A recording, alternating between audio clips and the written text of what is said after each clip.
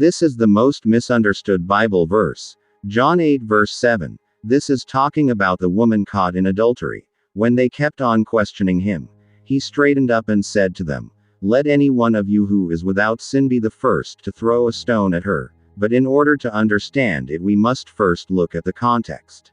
John 8 verse 2. At dawn he appeared again in the temple courts, where all the people gathered around him, and he sat down to teach them. Verse 3. The teachers of the law and the Pharisees brought in a woman caught in adultery. They made her stand before the group.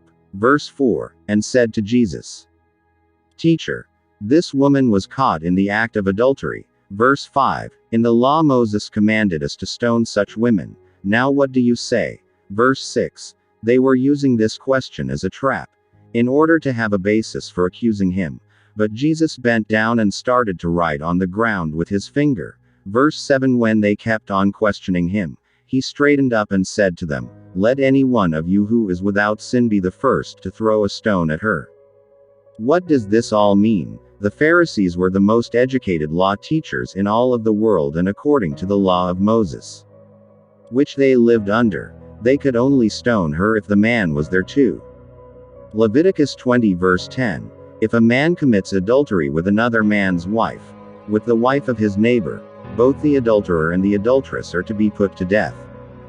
Both Jesus and the Pharisees knew that the Pharisees could do nothing, but that was the trap, to see if Jesus would make a mistake. Jesus, unentertained by their foolishness, he started writing on the ground. Then Jesus said, "Let any one of you who is without sin be the first to throw a stone at her." Realizing that their attempt had failed, they ran away. Don't forget to like, subscribe, comment and share.